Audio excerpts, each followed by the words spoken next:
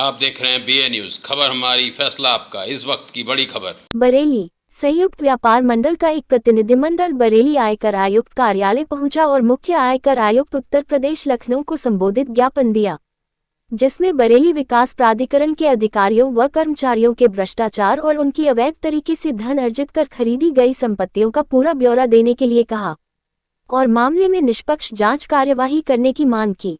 इस दौरान व्यापारी नेता विशाल मेहरोत्रा ने कहा कि बरेली विकास प्राधिकरण लगातार व्यापारियों के साथ हठधर्मिता कर रहा है।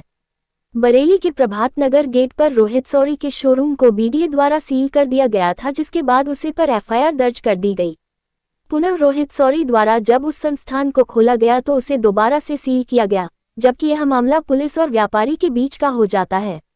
उन्होंने कहा कि बरेली विकास प्राधिकरण लगातार ठेकेदारों से कमीशन ले रहा है। बरेली में 3000 करोड़ की लागत से रामगंगा परियोजना का निर्माण किया जा रहा है, जिसमें ठेकेदारों से बरेली विकास प्राधिकरण 18% घूस ले रहा है। विशाल मेहरोत्रा ने कहा कि इस तरीके से घूसखोरी कर बरेली विकास प्राधिकरण के अधिकारियों व कर्मचारियों ने करोड़ों की संपत्ति अर्जित की है, जिसका पूरा ब्यौरा उनके पास है। जिस वक्त जांच होगी वह उनके द्वारा अर्जित की गई अवैध संपत्तियों का पूरा काला चिट्ठा देंगे। उन्होंने आयकर आयुक्त बरेली को मुख्य कर आयुक्त लखनऊ को संबोधित ज्ञापन दिया और जांच कर निष्पक्ष कार्रवाई की मांग की।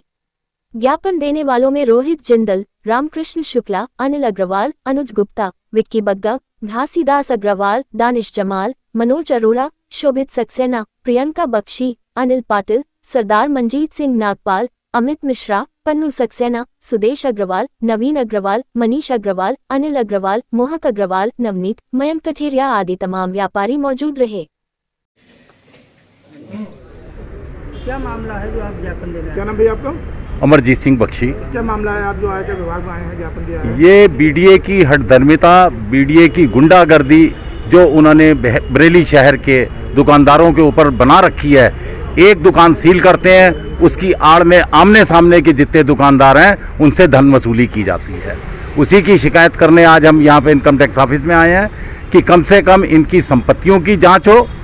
जो मुरादाबाद हाईवे पर होटल बने हुए हैं और लखनऊ में जो फ्लैट हैं उनको हम चिन्हित करके देंगे, उसकी ये पूरी इंक्वायरी हो।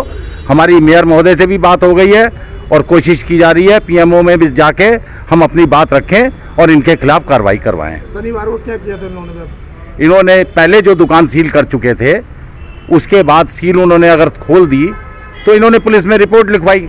रिपोर्ट लिखवाने के बाद आगे का काम पुलिस का हो जाता है। पुलिस जब चार्जशीट भेज देती है तो काम कोर्ट का हो जाता है, किसी का विभाग का दखल नहीं रह जाता। लेकिन दोबारा ये आए, गुंडागर्दी करी। इनके साथ एक लंबा सा देवेंद्र बिट्टू या क्या नाम है उसका, उसने मेयर साहब के साथ बदतमीजी करी। इस बात पे इनसे तनातनी हुई और व्यापार मंडल सब इकट्ठे होके आगे भी BDA का विरोध करते रहेंगे। जैसा कि आप सबको विदित है कि हमारे यहाँ बरेली डेवलपमेंट ऑफिस का है, जो BDA का है, वो पता नहीं क्यों अपनी प्रेस्टीज इशू बना के एक ही व्यापारी के ऊपर शोषण करने पर तुले हुए हैं।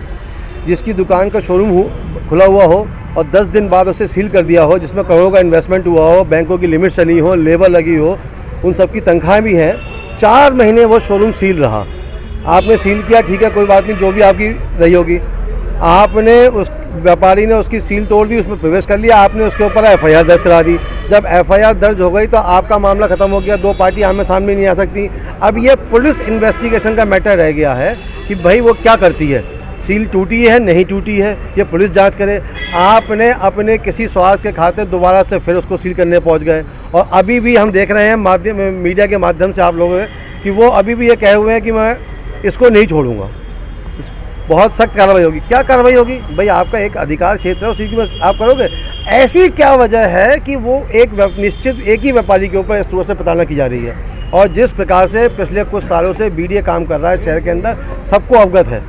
जहां हमारे प्रदेश के यशस्वी मुख्यमंत्री जी इन्वेस्टमेंट मीट कर रहे हैं, व्यापार को बढ़ावा देने के लिए कर रहे हैं, उद्योगों को बढ़ावा देने के लिए कर रहे हैं। आज हमारे शहर के कई ऐसे युवा साथी हैं जो BDA के खौफ की वजह से अपने शोरूम नहीं बना रहे हैं, अपनी दुकानें नहीं बना रहे हैं। वो वक्त के साथ दुनिया को बदलना चाहते हैं लेकिन शोरूम नहीं बना पा रहे हैं। क्यों? वो देख रहे हैं कि अगर हमने किया तो हमारे लाखों रुपये तो वहाँ ही चले आएंगे। वो किस पूंजी से अपना व्यापार शुरू करेगा और किस पूंजी से अपना शोरूम बनाएगा?